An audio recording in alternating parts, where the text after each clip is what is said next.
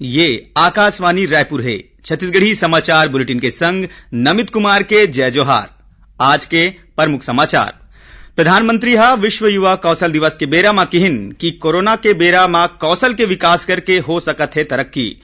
केंद्रीय माध्यमिक शिक्षा बोर्ड सीबीएसई हा 10वीं बोर्ड परीक्षा के नतीजा घोषित करिन। नोनी मन यहूदरी बाबू मन ले हवय आगू। अउ दंतेवाड़ा मा आज 5 झिन माओवादी मन करिन समर्पण। अब समाचार विस्तार ले। प्रधानमंत्री नरेंद्र मोदी हा कहे है कि स्किल यानी कुशल होना, री स्किल माने नवा कौशल सीखना और अप स्किल यानी कौशल में सुधार हा व्यापार के माहौल और बाजार के दिशा में तेजी ले होवत बदलाव के समय प्रासंगिक बने रहे के मंत्र हरय। विश्व युवा कौशल दिवस के बेरा में आज आभासी सम्मेलन में ए बात ला ओमन यहू किहिन कि कौशल असीम होथे और यह बेरा के संग्रह इंसान ला बेहतर बनाए के संग लोगन ला दूसर ले अलग बनाथे। कौशल हा न सिर्फ आजीविका बर और हमर दैनिक जीवन में जीवंत और ऊर्जावान बने के एहसास घलो दिलाथे। अभी तेजी ले बदलत विश्व में लाखों कुशल लोगन के जरूरत है। श्री मोदी हा किहिन कि कोरोना वायरस हा रोजगार के प्रकृति और कार्य संस्कृति ला घलो बदल दे है। केंद्रीय माध्यमिक शिक्षा बोर्ड सीबीएसई हा 10वीं कक्षा के परीक्षा परिणाम घोषित करे है। कुल 91.46% छात्र पास हुए है। ए बच्छर घलो 93.31% के संग्रह नोनी मन बाबू मन ले आगू है। एमा 90% ले कुछ ज्यादा छात्र और करीब 79% ट्रांसजेंडर उत्तीर्ण हुए है। विद्यार्थी मन अपन परिणाम cbscresult.nic.in मा देख सकत है। ए परिणाम डिजी लॉकर और उमंग ऐप मा घलो देखे जा सकत है। केंद्र सरकार हा कोरोना महामारी के बीच में विद्यालय मन के ऑनलाइन कक्षा के संचालन बर दिशा निर्देश जारी करे है। केंद्रीय मानव संसाधन विकास मंत्री रमेश पोखरियाल निशंक हा ऑनलाइन डिजिटल शिक्षा प्रज्ञाता मन बर दिशा निर्देश जारी करे है। ये दिशा निर्देश में स्कूली लइका मन बर ऑनलाइन कक्षा के समय निर्धारित करे गे है। मंत्रालय हा सलाह दे है कि प्री प्राइमरी के लइका मन बर ऑनलाइन कक्षा रोज 30 मिनट ले ज्यादा के नहीं होना चाहिए। कक्षा पहली ले 8वीं तक के पढ़ैया मन बर हर दिन 45-45 मिनट के 2 सत्र ले ज्यादा नहीं होना चाहिए। एमा लइका मन के समग्र मानसिक विकास के पहलू ला ध्यान में राखे गे है। कक्षा 9वीं ले 12वीं तक के छात्र मन बर रोज 45-45 मिनट के अधिकतम 4 सत्र निर्धारित करे गे है। श्री पोखरियाल हा किहिन की कोरोना संक्रमण के सेती स्कूल बंद करे गे है, जेकर असर देश के 24 करोड़ ले ज्यादा लइका मन पर पड़े है। ओमन किहिन कि प्रज्ञाता दिशा निर्देश ला ऐसन लइका मन ला ध्यान में रख के तैयार करे गे है जेन हा घर में रही के पढ़त है। ओमन किहिन कि ए दिशा निर्देश डिजिटल शिक्षा के मार्ग ला प्रशस्त करही, जेकर ले शिक्षा के गुणवत्ता में सुधार होही। प्रदेश में कोरोना वायरस संक्रमण के ज्यादा ले ज्यादा संभावित मन के जांच बर सैंपल कलेक्शन सेंटर खोले जाही।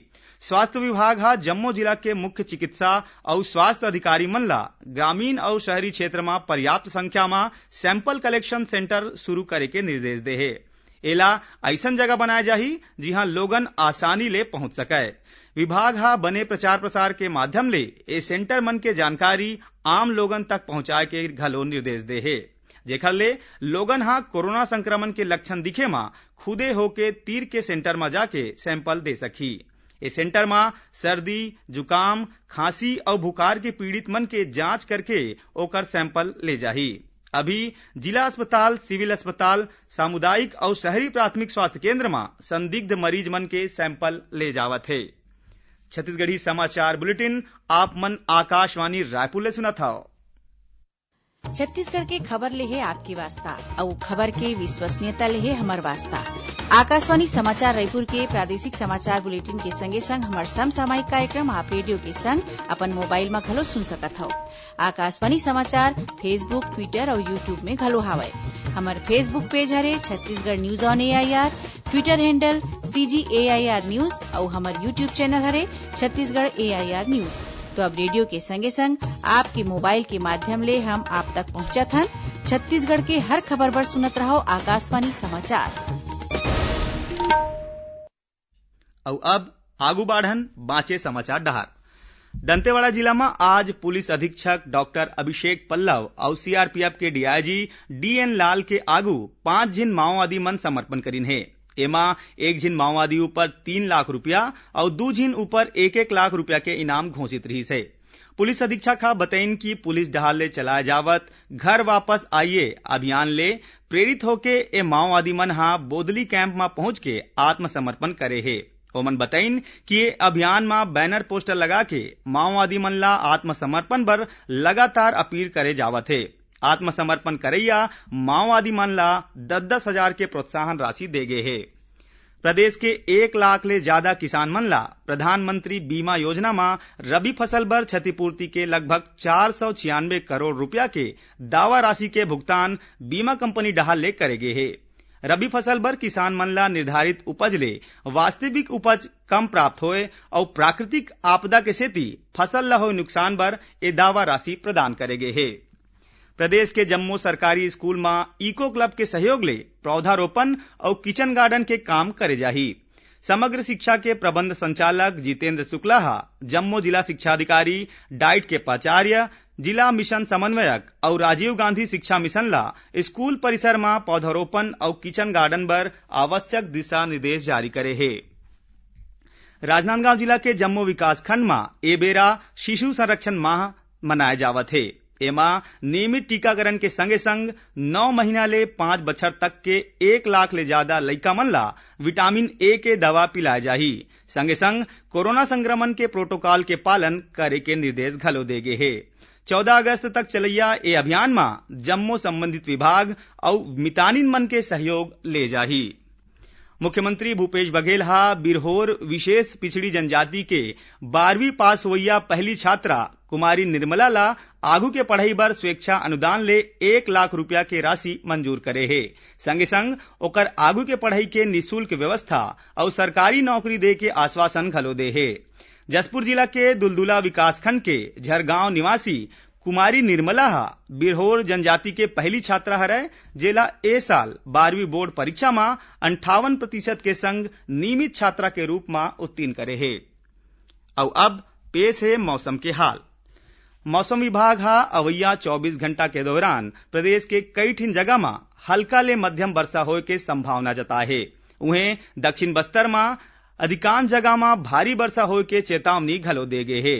मौसम विभाग ले मुताबिक राजस्थान ले उत्तर पश्चिम बंगाल के खाड़ी तक एक ठिन मानसून द्रोणिका स्थित है। संगे संग चक्री चक्रवाती घेरा घलो बने हैं। एकर प्रभाव ले छत्तीसगढ़ में बारिश होवत है। आज घलो राजधानी रायपुर के संगरा प्रदेश के कई ठिन स्थान में हल्का ले मध्यम वर्षा दर्ज करेगे है। और अब थोरकुन समाचार सारमा। मध्य प्रदेश के मुख्यमंत्री और कांग्रेस के वरिष्ठ नेता दिग्विजय सिंह आज ले 2 दिन के छत्तीसगढ़ प्रवास में अवैया है। ए बेरा ओमन रायपुर में आयोजित आने स्थानीय कार्यक्रम में शामिल होही। प्रदेश के जम्मू सरकारी अधिकारी कर्मचारी और अखिल भारतीय सेवा के अधिकारी मन के सामान्य भविष्य निधि के बच्छर 2019-20 के लेखा पर्ची विभागीय वेबसाइट में उपलब्ध है। धमतरी में संयुक्त मोर्चा आज पेट्रोल डीजल और रसोई गैस के कीमत में होए वृद्धि ला वापस लेके संग्रह 7 सूत्री मांग लेके राष्ट्रपति और मुख्यमंत्री के नाम अनुविभागीय अधिकारी ला ज्ञापन सौंपिन। महासमुंद जिला में 6.25 लाख रुपया के ऑनलाइन ठगी के मामला आगू आए है। पीड़ित सेवानिवृत्त सहायक उप निरीक्षक के शिकायत में पुलिस अज्ञात आरोपी के खिलाफ मामला दर्ज करे है। और राजनांदगांव में तुमड़ी बोर के राष्ट्रीय राजमार्ग में 2 ठिन ट्रक के आपस में टकराए ले एक मनखे के मौत हो गए। आखिर में प्रमुख समाचार एक घाव फेर। प्रधानमंत्री विश्व युवा कौशल दिवस के बेरा में किहिन कि कोरोना के बेरा में कौशल के विकास करे से हो सकत है तरक्की। केंद्रीय माध्यमिक शिक्षा बोर्ड सीबीएसई 10वीं बोर्ड परीक्षा के नतीजा घोषित करिन। नोनी मन यहूदारी बाबू मन ले हवय आगू। और दंतेवाड़ा में आज 5 जिन माओवादी मन करिन समर्पण। एकरे संग छत्तीसगढ़ी समाचार बुलेटिन इहे सिरावत है। जय जोहार।